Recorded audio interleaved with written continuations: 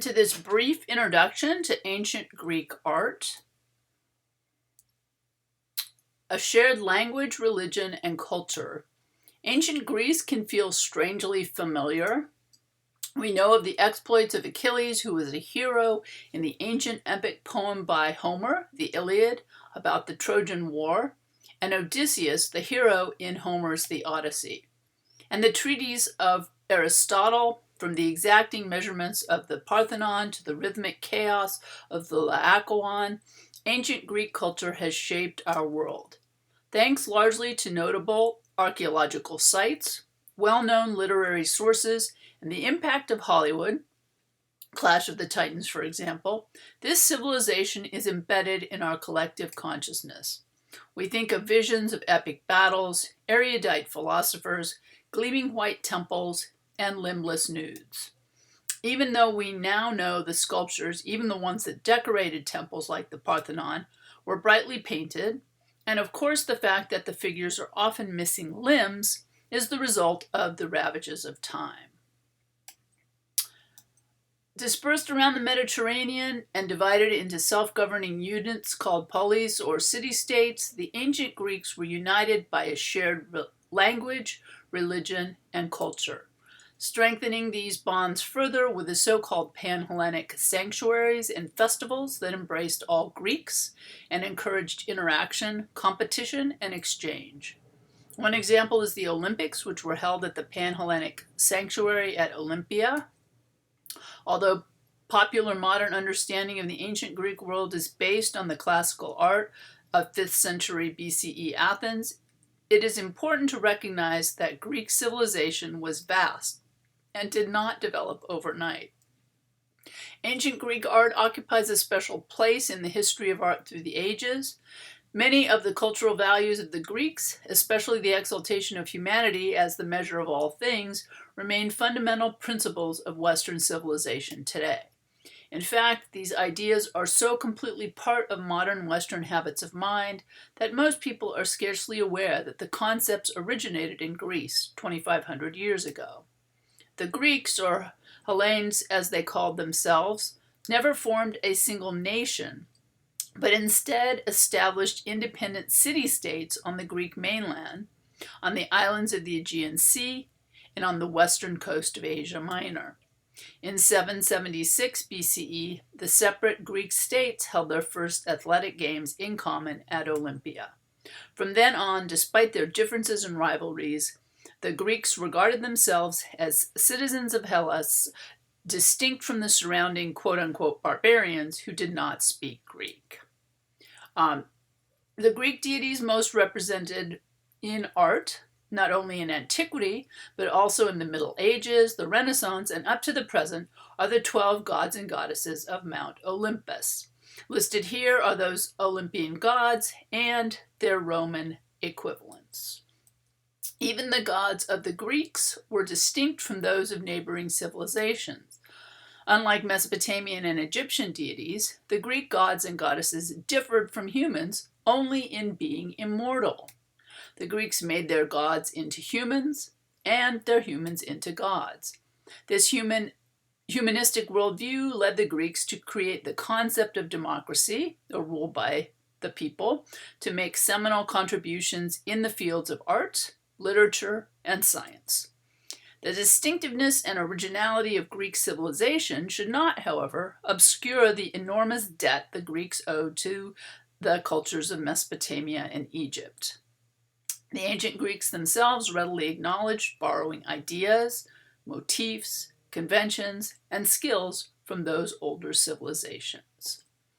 Nor should a high estimation of Greek art and culture blind anyone to the realities of Hellenic life and society. Even democracy was a political reality for only one segment of the people. Slavery was a universal institution among the Greeks, and Greek women were in no way the equals of Greek men. Well-born women normally remained secluded in their homes, emerging usually only for weddings, funerals, and religious festivals in which they had a prominent role.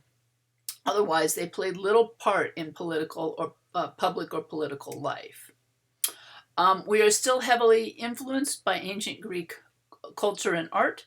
This 2020 Netflix anime series, Blood of Zeus, draws on ancient Greek myths and legends as it follows the adventures of one of the children that Zeus had with a mortal woman. And Zeus was the king of the ancient Greek gods. All right, here is a map of mainland Greece, the Cycladic Islands, and then Crete. Ancient Greek art is broken down into different periods. Since we are in the BCE era, remember that the larger date numbers happened before the smaller date numbers. For example, the 5th century BCE started on the first day of 500 BCE and ended on the last day of 401 BCE. This century is also traditionally recognized as the classical period of the Greeks, which would continue all the way through the 4th century until the time of Alexander the Great. All right, and again, we're going to start with prehistoric Aegean art. The story of art in Greece does not begin with the Greeks, however, but with their prehistoric predecessors in the Aegean world, the people who would later become the heroes of Greek mythology. Historians, art historians, and archaeologists alike divide the prehistoric Aegean into 3 geographic areas. Each has a distinctive artistic identity. Cycladic art is the art of the Cycladic Islands, as well as the adjacent islands, excluding Crete, so not Crete. Minoan art, named for the legendary King Minos, encompasses the art of Crete, and Mycenaean art, which takes its name from the great citadel of Mycenae, celebrated in Homer's Iliad, the epic tale of the Trojan War, is the art of the Greek mainland. So it's broken down into these 3 different locations, the prehistoric Greek art. Then there was a period which is referred to as the Dark Ages, where knowledge was lost. After that comes the geometric and archaic period, so that runs from about 900 to 480 BCE.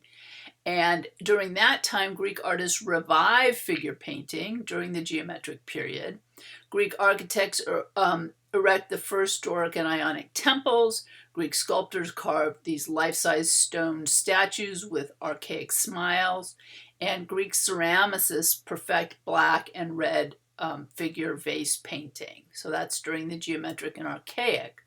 After that, the classical, so that's from 480 to 323 BCE. The classical period is broken down into the early, high, and late classical period. During this time, sculptors introduced the contrapposto pose in Greek statuary. Polykleitos formulates his canon of proportions. Pericles rebuilds the Athenian Acropolis after the Persian War, and Praxiteles humanizes the Greek gods and goddesses. And then finally, from 323 to 30 BCE, the Hellenistic period. Hellenistic kingdoms replace Athens as the leading cultural centers, and artists explore new subjects in sculpture and painting. All right, so the major surviving artworks of the 3rd millennium BCE in Greece are Cycladic marble statuettes. Most come from graves and may represent the deceased. The Golden Age of Crete was the late Minoan period, and the palace at Nosos was a vast multi-story structure so complex in plan that it gave rise to the myth of the Minotaur in the Labyrinth of King Minos. You may have heard of that myth. Large fresco paintings adorn the walls, but all surviving Minoan sculptures are of small scale. The Mycenaean constructed great citadels at Mycenae, Tiryns, and elsewhere with Cyclopean walls of huge, irregularly shaped stone blocks. And masters of corbel vaulting, the Mycenaeans also built these beehive-shaped tholos tombs, such as the treasury of Atreus, which boasted the largest dome before the Roman Empire. So a lot of architectural features which carry on was started in ancient Greece. The graves of the kings of Mycenae have yielded gold masks and other luxury items. And so again, just a refresher of the 3 locations for Prehistoric Aegean Art, Cycladic, Minoan, and Mycenaean. And here are the Cycladic Islands. Down here is Crete, and then over here is the Greek mainland. All right, and so Minoan, this is from about 1700 to 1200 BCE on the island of Crete, and the people were palace builders. So they built this huge palace. They were very prosperous, and they had rituals involving animals like the bull jumping. All right, so this is a restored view. This isn't the original palace, but this is the Palace of Nosos, Crete, and this was built between 1700 and 1370 BCE. But you can just see multi-storied, very elaborate Minoan palace. And this is the actual stairwell. This is a stairwell in the residential quarter of the palace at Nosos, and you can see. Well, you can't see, but there would be mural paintings. You can see how they were using stairwells and then these big columns. And this is a fresco. So this was painted on plaster from the palace at Nosos in Crete. And this is from 1500 BCE. And this is showing this this kind of ritual of these young Minoans jumping over these bulls as a kind of a game or a ritual. All right, then we go to Mycenaean, and again 1700 to 1200 BCE. This time not on the island of Crete, but on the mainland of Greece, and the people are kings and warriors. Again, they're very prosperous, and these would be who we would consider to be the ancestors of the Greeks. All right, and so prehistoric Aegean, Mycenaean, and this is the citadel built, and again, this is this Cyclopean masonry with this corbelled arch, which you can see here. It has this, it's kind of built up, and then it has this one, kind of key piece of stone that holds everything together. And you can see this beautiful relief sculpture. And then inside here is this dome, a tomb housing these funerary goods. And this is called the Lion Gate. And this is one of the masks that they found from the grave circle in Mycenae in Greece. And this is about a foot high, and this is gold, kind of beaten gold. All right, despite their mighty walls, the citadels of Mycenae and Tiryns were burned between 1250 and 1200 BCE when the Mycenaeans seem to have been overrun by northern invaders. We don't really know what happened. They might have fallen victim to, internal infighting. By Homer's time, the greatest days of Aegean civilization were but a distant memory, and the men and women of Crete and Mycenae had assumed the stature of heroes from a lost golden age. So people said, and after this is this dark period in Greek history. From 1200 to 900 BCE, they call it the Dark Ages. A lot of knowledge was lost, but then gradually things came back together during the geometric and Archaic period. And as we said, then followed by the Classical and then the Hellenistic period. All right, so the destruction of the Mycenaean palaces had a profound impact on both Aegean society and art. The disappearance of powerful kings and their retinue or their court led to the loss of knowledge. So a lot of this architectural knowledge about how to construct these citadels and these tombs, how to paint frescoes, how to make sculptures, was all lost when these powerful kings lost power. And so depopulation, poverty, and an almost total loss of contact with the outside world characterized the succeeding centuries, which they are sometimes called the Dark Age of Greece. Greek artists revive figure painting, so gradually things come back together, cities start to be built up again, and they revive figure painting during the geometric period.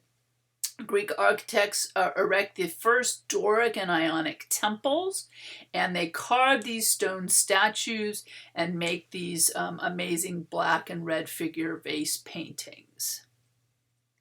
All right, so the human figure returned to Greek art during the geometric period. So this is about 900 to 700 BCE, in the form of simple silhouettes amid other abstract motifs on vases. Around 600 BCE, during the Archaic period, the first life-size stone statues appeared in Greece. So remember, even during the Minoan period, statues were small. And now they're going to be much bigger. And these are called chora, and they emulated the frontal poses of the Egyptian statues. So if you remember the Egyptian statues, these were very influential. But the artist depicted the young men nude. So this is the way the Greek athletes competed in the Olympic Games. During the course of the 6th century BCE, Greek sculptors refined the proportions. So they started to change the way they made these figures, and they added these kind of archaic smiles to the faces of their statues to make them seem more lifelike.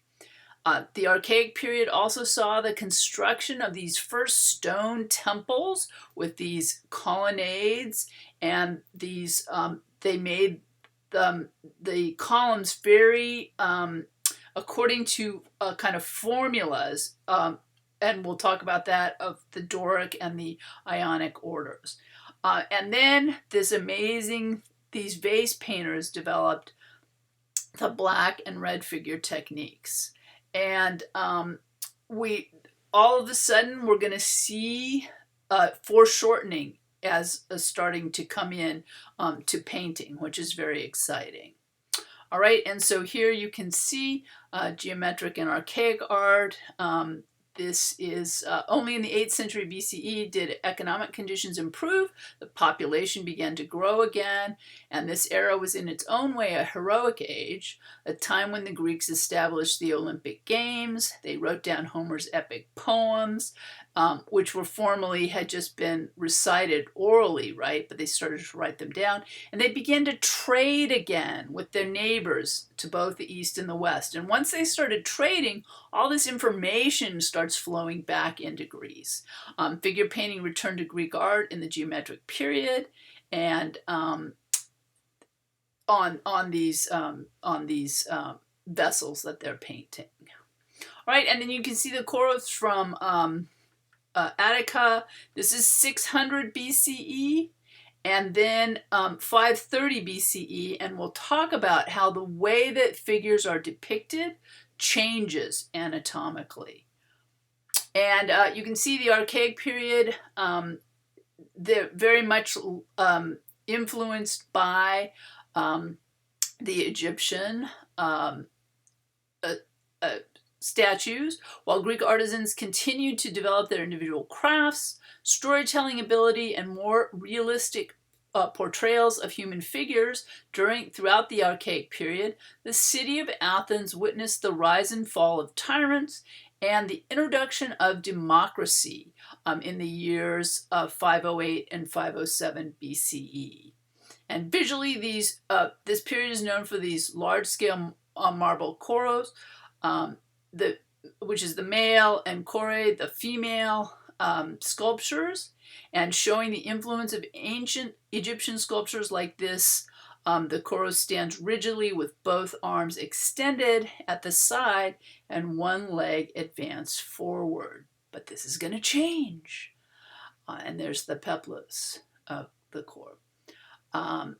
All right, and then here's the plan of a typical temple, and we're again going to talk more about that. And you can see the Doric and the Ionic orders, the different kinds of columns that which were used. Plan and elevation of Greek temples varied with date, geography, and the requirements of individual projects, but all Greek temples share defining elements that set them apart from both the religious shrines of other civilizations and other kinds of Greek buildings. And then again, here's the example of the vase painting.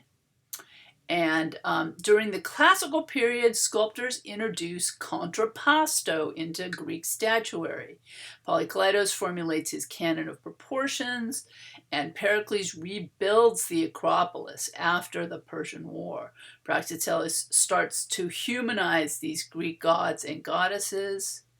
And the 5th century BCE was the golden age of Greece. So all of these famous plays and Herodotus, the father of history, lived during the early classical period, which opened with the Greek victory over the Persians. Sculptors revolutionized statuary by introducing contrapposto. So this is a kind of a weight shift to their figures. And in the high classical period, the Athenians rebuilt the Acropolis, and we're going to talk about this canon of proportions. And then Greek artists began to focus more on the real world of appearances than on the ideal world of perfect beings. So all of these shifts in Greek art are going to be really important later in the Renaissance and even after that. During the late classical period, sculptors humanized the deities and the athletes. People started to look more realistic, and Praxiteles sculpted the first nude that we know of, woman, which caused a big deal. All right, so early and high classical art, and we will talk more about the Parthenon. During the experimentation in realistic movement began before the end of the Archaic period. It was not until the Classic period that 2- and 3-dimensional forms achieved proportions and postures that were naturalistic.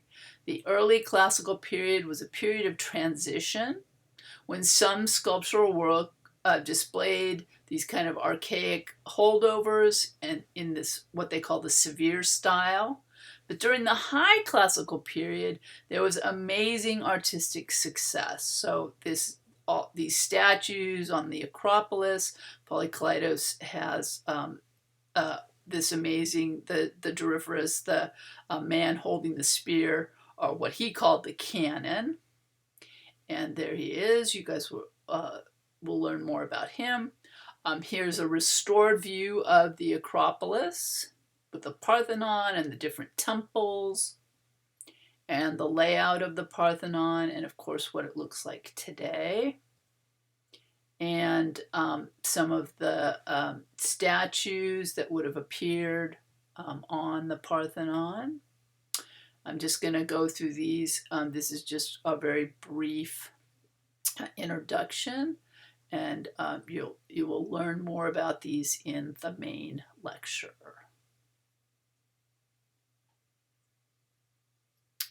All right, and then we'll just take a quick look at the late classical period.